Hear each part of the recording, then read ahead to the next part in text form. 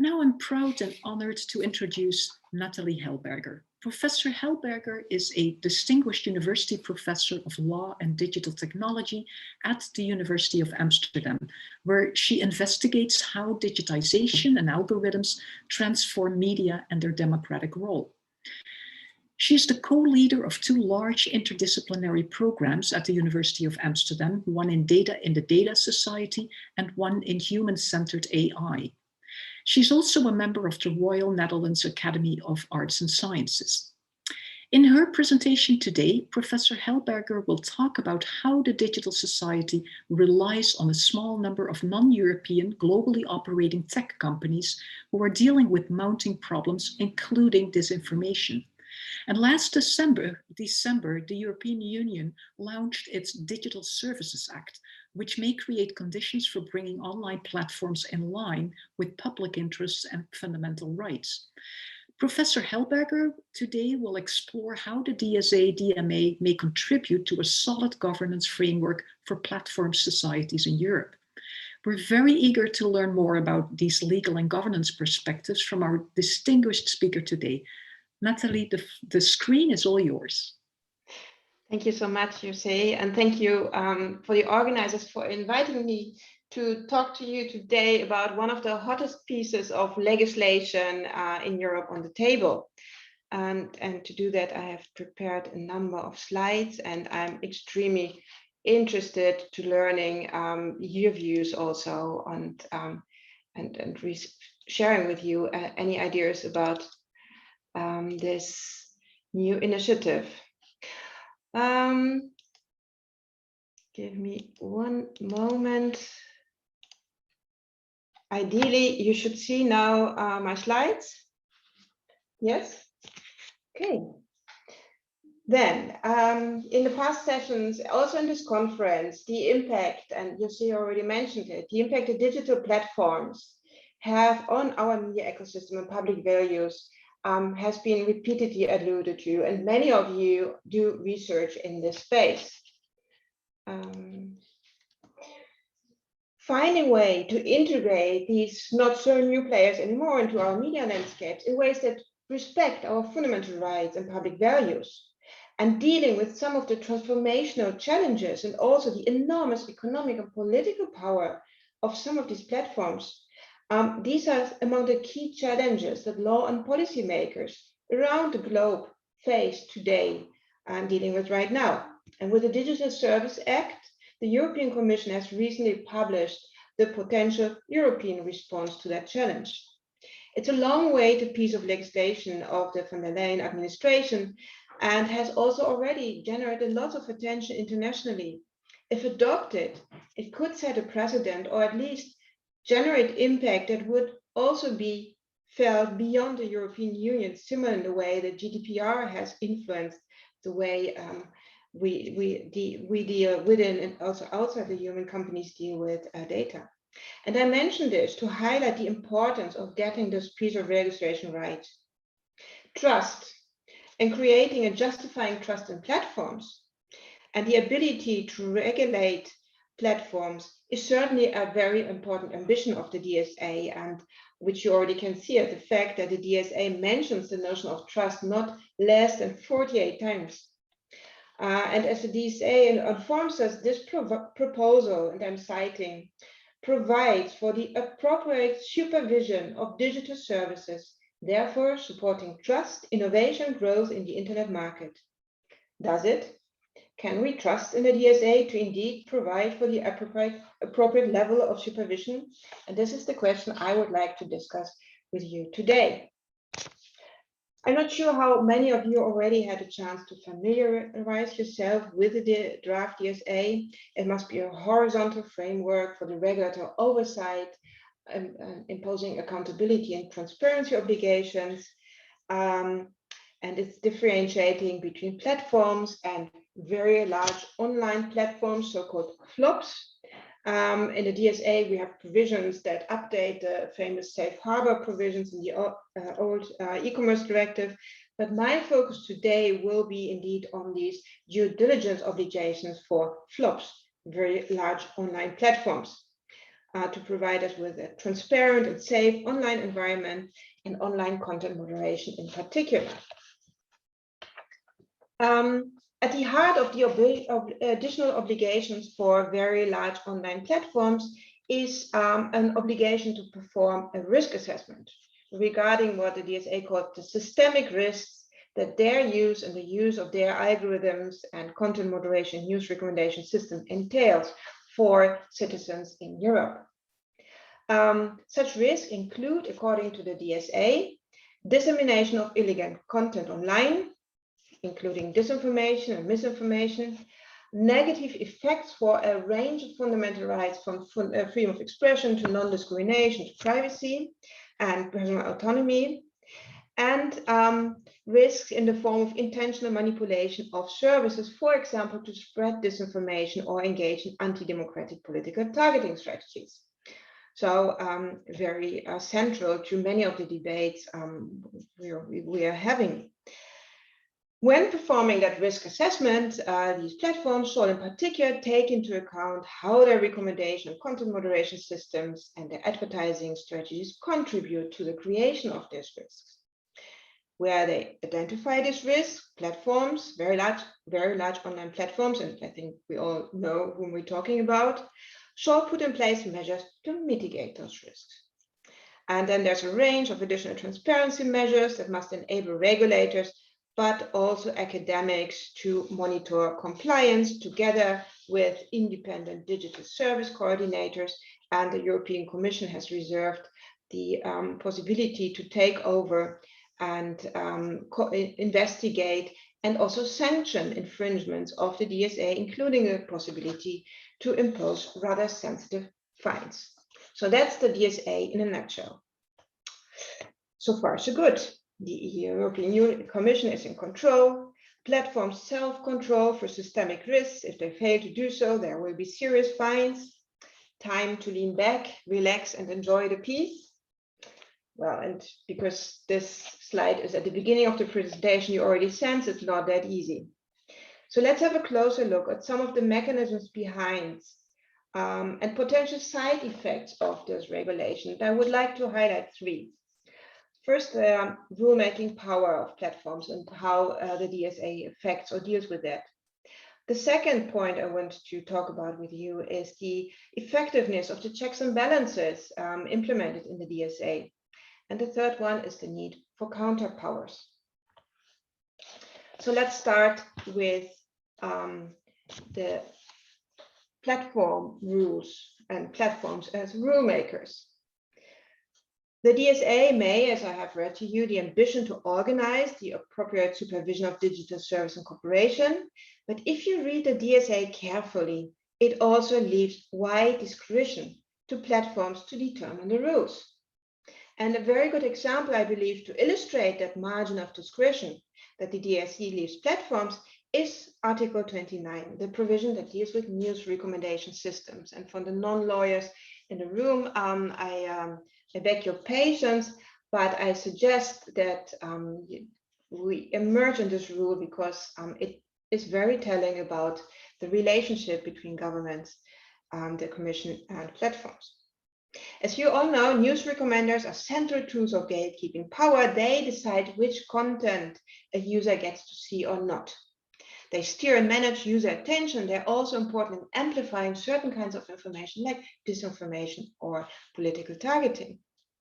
The response of the Article 29 is, first of all, transparency. So very large online platforms that use recommender systems shall set out for users the main parameters used in their recommender systems, as well any options that recipients shall have to modify or influence those main parameters. So actually, that is a very exciting provision. It goes beyond the GDPR, which simply informs us about the logic why our recommendation systems are used, and obliges platforms to inform us about what are the main parameters used in these recommendations. And it actually also opens up a possibility to influence those parameters. But here comes the catch. To modify or influence those main parameters that platforms may have made available. At least one option which is not based on profiling.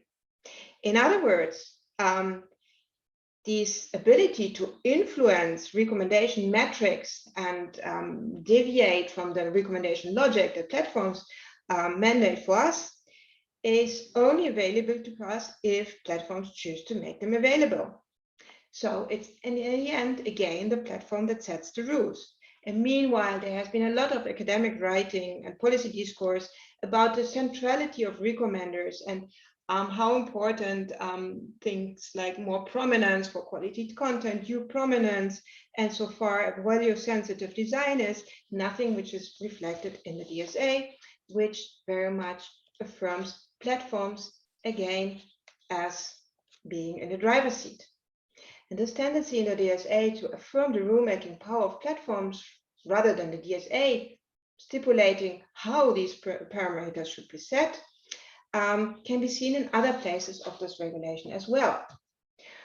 For example, in the key pieces of the DSA platforms rules, provisions about mitigations and risks, and you really don't have to read these provisions now, rather look at the framing of these obligations. So when the DSA obliges very large online platforms to conduct a risk assessment, that is an obligation, it is up to the platform, not to the digital service coordinator or the European Board of Digital Service or experts or judges or anybody. It's up to the platform to determine any negative effects for the exercise of fundamental rights. And then paragraph 12 of the same article explicitly refers as terms of use of platforms as reference for determining that. So again, their own self-made rules. And then it comes, once this risk have been identified, the European Commission may issue general guidance, suggest best practices, recommend possible measures, steer towards voluntary industry codes and code of conduct. But in the end, it's up to platforms to define when exactly their systems and services pose a systemic risk. Similar for the provisions on auditing, once a year, platforms must engage in an independent audit. In case that this audit is not positive, platforms shall take due account of that and then decide at own discretion whether they follow the recommendations or not. If they do not follow, they simply have to justify the reasons why. So why does this matter? I believe it says a lot about the relationship between rule makers and platforms in our digital societies. Rulemaking power in the digital society is shifting, and the DSA is another expression of that. And it's one of the many examples where we can observe this shift of rulemaking powers from governments to platforms. And as Jose reminds us, platforms increasingly take up this role and position themselves as guardians of public values, and interests that so far have been realized by government institutions and protected by local and national rules, and are reinterpreted by these very same platforms. A citation from Jose's books on the platform society. And we see examples en masse. Take the éclat between Google, Apple, and the French government of how to interpret the notion of privacy in the context of contact tracing app, where it was actually Google and Apple telling the French government what privacy is supposed to be in the online realm. Take also an example of France, where actually the work of the French government on new due diligence obligations for platforms were drafted in collaboration with Facebook, actually. Or take the example of Netherlands, where Airbnb was sitting at the table with a lawmaker in Den Haag to rewrite the rules for sharing platforms. And of course, we all still have Australia fresh in our mind, where Facebook's threat to leave the country resulted in the government essentially rewriting the rules.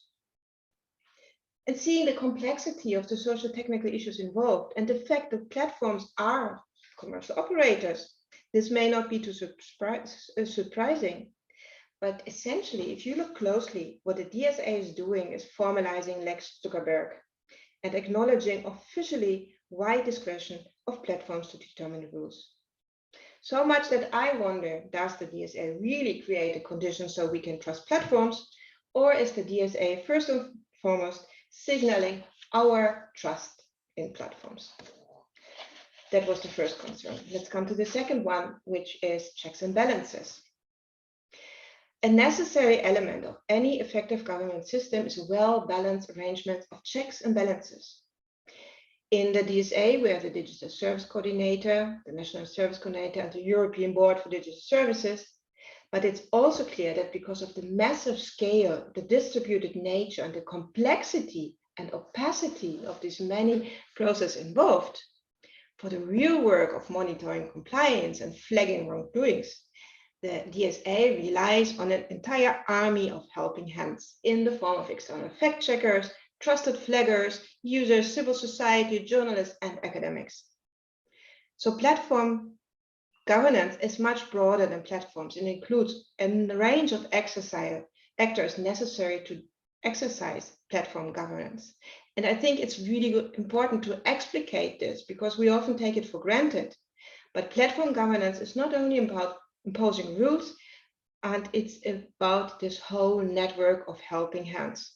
And the DSA only works with the extensive support network of these helping hands that are active and unseen in the background.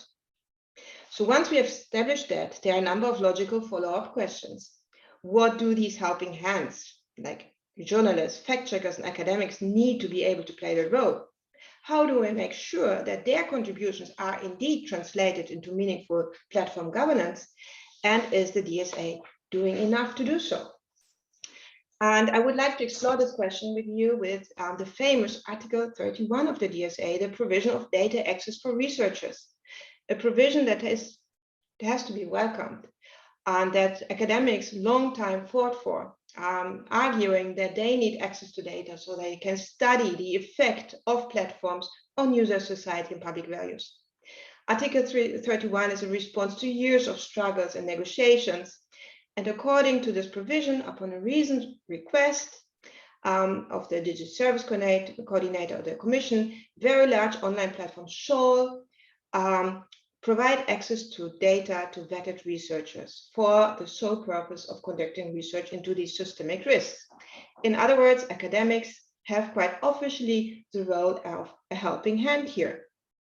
And then the provision continues to explain how researchers will have access through an APA, and the requirements that vetted researchers need to be fulfilled, and also the conditions under which platforms can refuse access. Let me first of all say this is a huge step forward.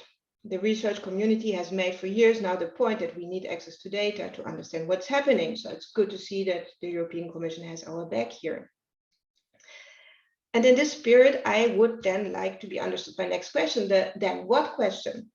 Access for research data is meant as part of the systemic solution to a systemic problem, the risk of platforms for human rights and public values.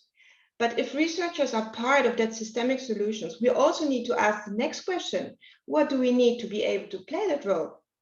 Researchers do not live on air and data alone, and platforms and policymakers do not typically lead academic papers.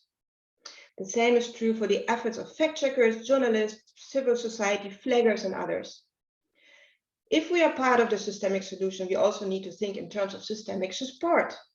Think adequate support in form of funding, of freeing up research time, of protecting academic independence, but also the researchers that, because of their research into this issue, encounter risk for personal professional life, and there are examples of that. Think of assessment frameworks that reward such policy research instead of writing it off as valorization. But also think of setting up the necessary procedures and frameworks so that the insights from all our research effectively really informs platforms and regulators.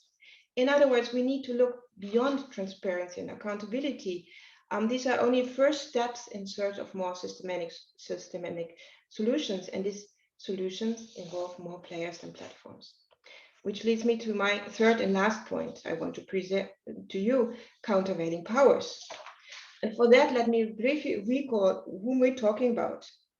The DSA describes platforms as providers of hosting services, which at the request of a recipient of a service store and disseminate content to the public information. Platforms such as Facebook and Google are very large hosting services, but the platforms we are talking about are so much more. This picture is an old account, but it gives you the picture, and I can assure you that the numbers have gone up rather than down. These are companies that unite on their platforms 340 times more voters than the entire European Union has. With their service, their digital infrastructures, and their terms of service, they set the standard of how users use, access, and share information here. Equipped with these powerful algorithms, they decide a sophisticated data-driven strategy of which messages to show to whom for the optimal effect. And this combination of content, data, communication infrastructure, and powerful moderation algorithms makes them very, very influential moderators of not only economic, but of opinion power. Like before them, only the mass media had. Platforms have opinion power in the sense of the power to expose large audiences to information that can shape their opinion. And unlike the traditional media, they have the tools to arrest the attention of each single member of this audience, or in the words of the famous scholar Lincoln Dalberg, they are the masters in the art of contemporary colonization of online attention. And because they are the self-named facilitators of the new self-government of the global world, they can use and canalize the civic power for goals they fit, and they did so. So what does this do to a democracy? As the fundamental rights scholar Edwin Baker, whom I much admire, reminds us, it is not healthy for a democracy if there's one actor that holds so much opinion power. According to Baker, dispersal of media power, like the dispersal of voting power, is simply an egalitarian attribute of a system claiming to be democratic. So while the DSA is a much welcome and awaited attempt to regain some control and imposing some more societal accountability of a platform, this alone never can be the answer. The concentration of so much opinion power in one or few companies in itself is problematic from the point of view of democracy. Particularly in the light of my earlier observations that the DSA still leaves platforms with considerable discretion to set the rules, and even reaffirms that role. In other words, the DSA, if anything, is only a first step toward creating an information environment we can and should trust. In addition, what we also need to think about is how not only to control, but disperse opinion power. For example, by creating counterpower. Compared to the platforms we're talking about, these counterpowers so far, fact checkers, journalists, academics, legacy media, they create a rather colorful wild bunch of disorganized counterpower, but they're still counterpower. As are independent media outlets, a plurality of independent voices and opinions. My concern about the DSA is that with, or exactly because of the DSA, much of the academic and also policy discussion has been focused on the governance of platforms and not beyond that.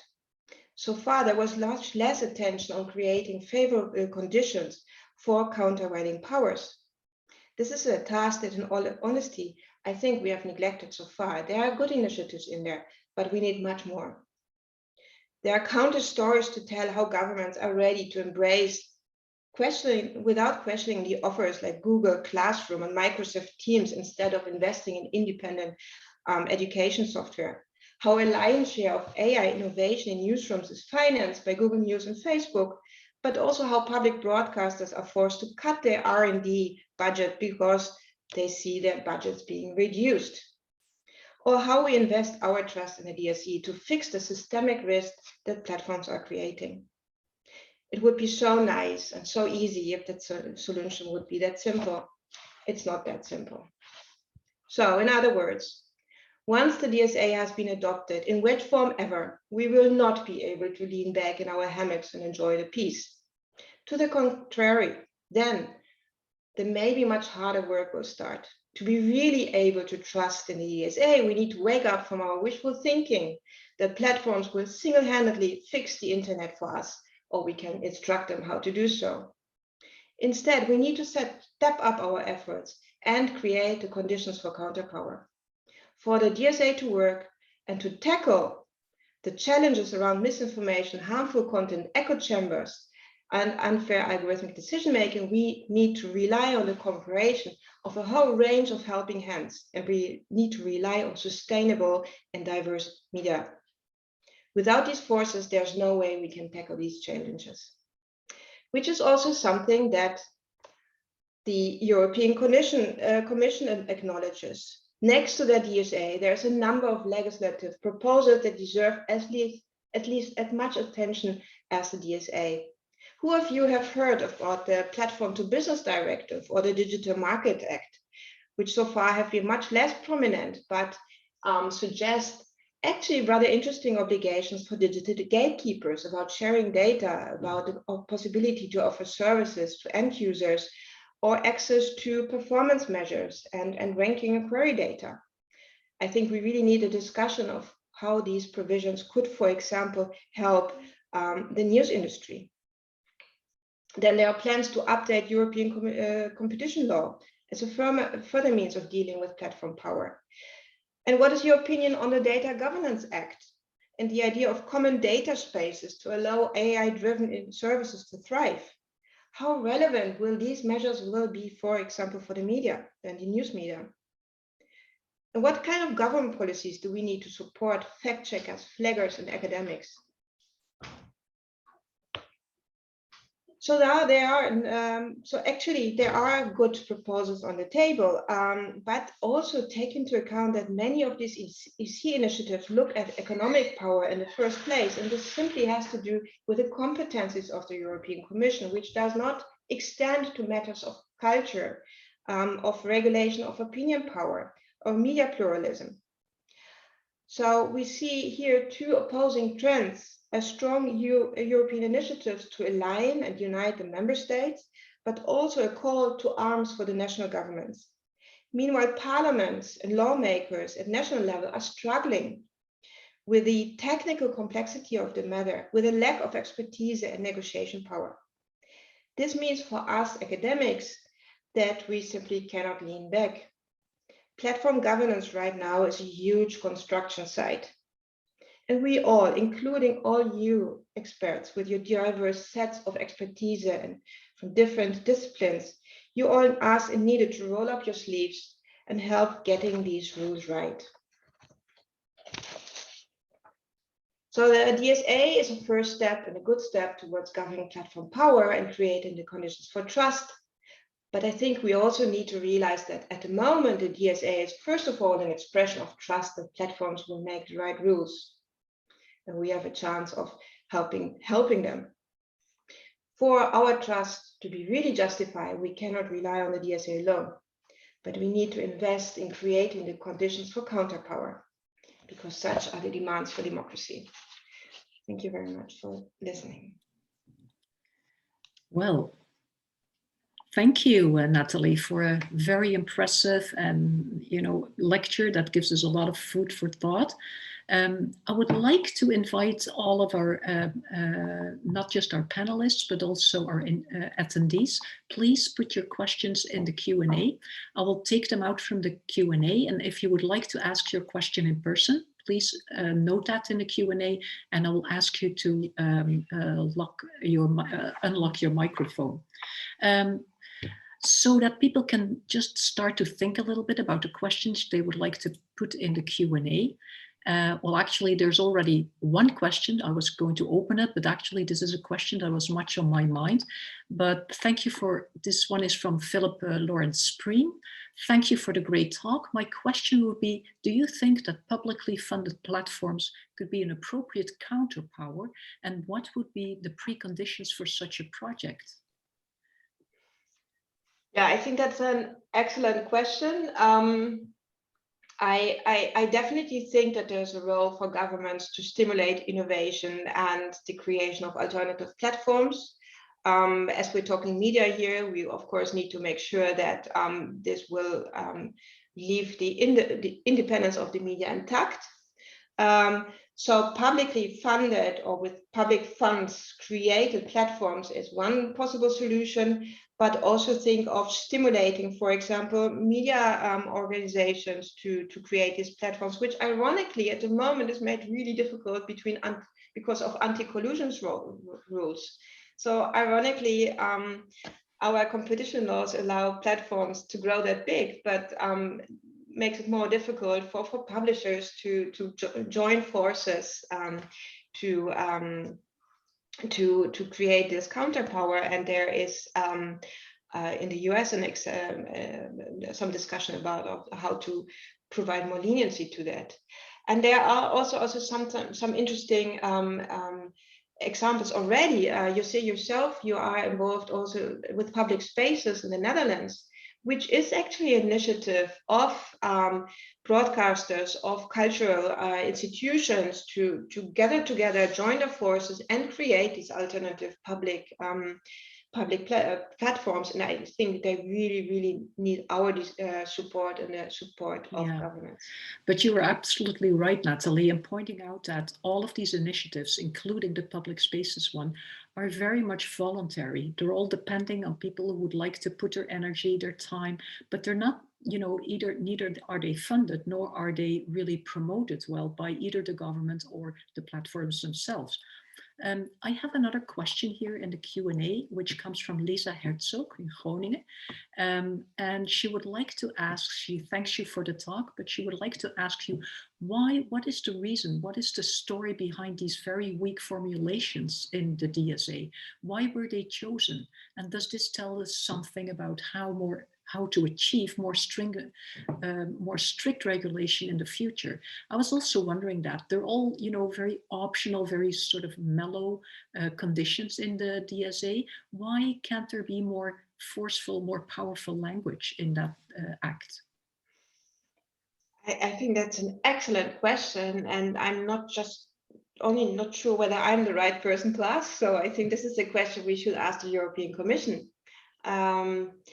Keep in mind that so far, the DSA is already a tremendous stepping up compared to the e-commerce directive. And keep in mind that so far we had this tendency of treating everything online with a light touch, and so to let it grow and flourish, whereas we have this tradition of regulating traditional media very strictly.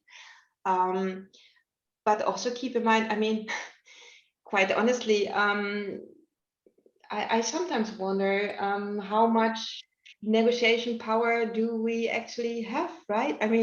These are companies that have more voters than several hundred times the European Union.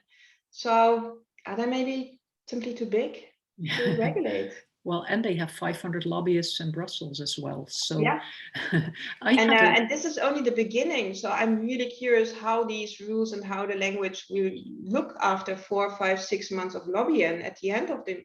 So I'm really curious what will be left over of that already rather lenient language. Yeah, I have a follow-up question on that, because in one of your last slides, you pointed out, Natali, that there's sort of a number of other laws, the DMA, the DGA, the EU Action Plan, EU Comparative Competition Law, and a number of more. You outlined them very briefly, but isn't it a problem that all of these legal measures that can be taken within those, single frameworks, that they're fragmented, that each is sort of targeting a different sector, a different problem, a different area, and that we can never sort of turn them into that countervailing power that we would like to?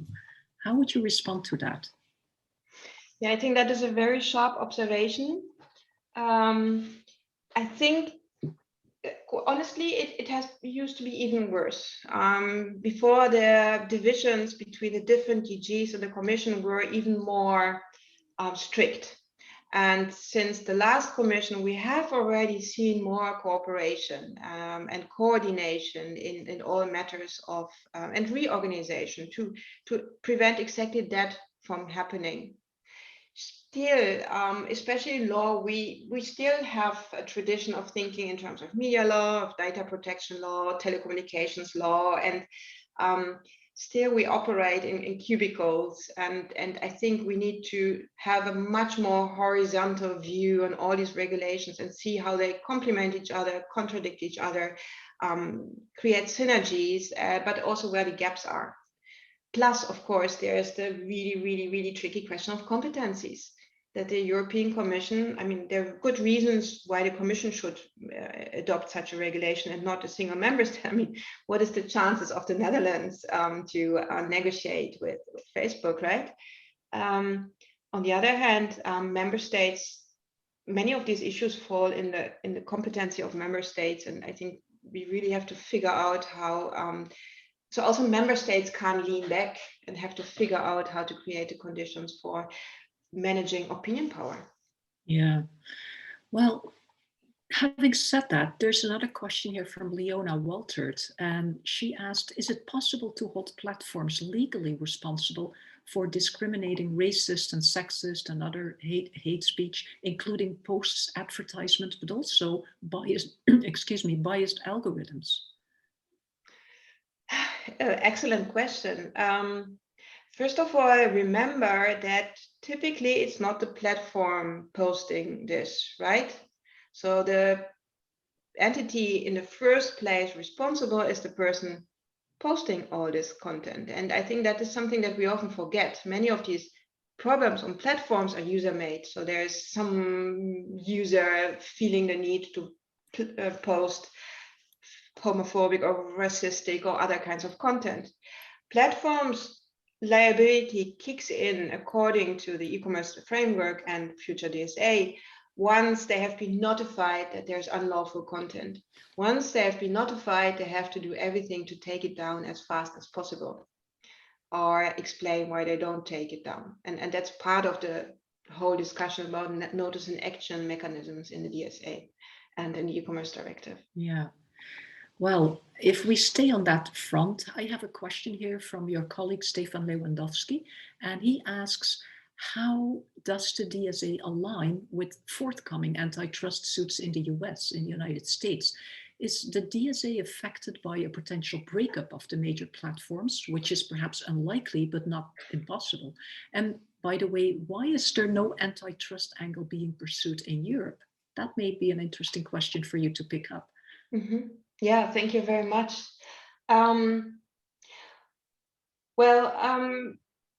Say that in the very unlikely event that in the US it will be decided to break up platforms, much will depend if they then still fall under the definition of very large online platforms in the sense the DSA handles it.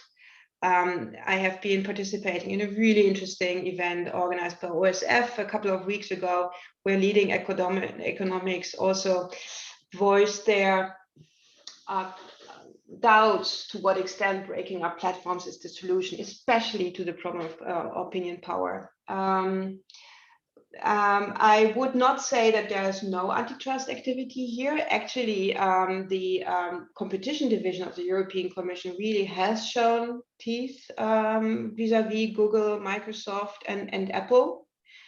So there is a lot of going on. The problem is that the existing rules on competition law are only in parts suited to deal with data power and platform power. And that's part of why the European Commission wants to revisit competition law and see how to make it more platform proof. Okay. If we think about, different options or different solutions, here's a question from Hussein Deraksan. And he asks, what do you think about the idea of platform neutrality? I think, similar to net neutrality, where platforms would be forced to allow third-party algorithms and unbundle their algorithms from the rest of their code. Would that be an idea? Would that be a possible option or solution? Yeah, that's also a really good question. Technically speaking, platforms are supposed to be neutral. The moment they're not neutral towards the content, they're not hosts anymore, and they don't fall under the DSA framework. Right. They're treated as editors. They're interesting, and that's, I think, why we should have more attention for the Digital Market Act, because the Digital Market Act is, to some extent at least, looking into these provisions and how we can deal with gatekeeper power, which they call gatekeeper power. And for example, access to applications and the ability to offer services for third parties on these platforms is part of the possible obligations in the Digital Market Act. So personally, I think this could be a really interesting piece of legislation. Right. I have a sort of a follow-up question to this. In the DSA, DMA, are there any rules for enforcing or imposing interoperability, for instance, or data portability? Or is there any attention paid to such more or less more technical solutions? Yeah, we have, of course, already, to some extent, data portability rules in the GDPR.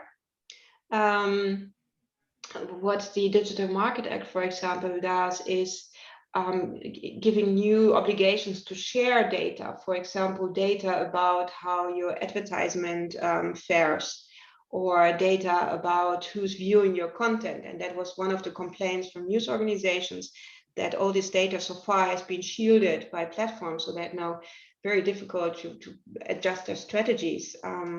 And possibly we will be seeing more openness there as a consequence of the DMA. Yeah. Well, here's perhaps a final question. It's again from Lisa Herzog.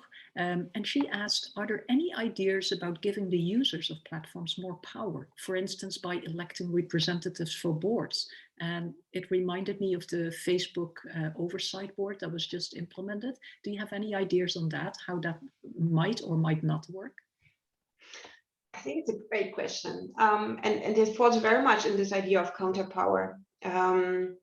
And enabling users, as I showed you with the provision on news recommender systems at the moment, whether or not users can effectively exercise counter power is completely dependent on the architectural solutions they are offered. And the DSA so far doesn't change anything on that. And I think if you would ask me how to, for one improvement, then this should not be at the discretion of platforms. It should be mandatory to offer users these possibilities. I also think the idea of having some citizen oversight board is super interesting.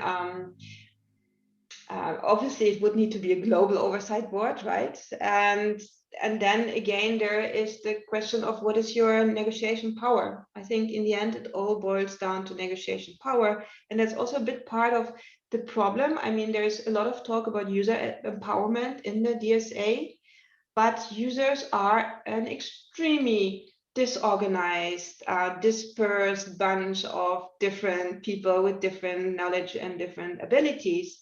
So to organize that and to be really effectively exercising counter power, I think we need to find more ways to organize and channel this power and give it more effect.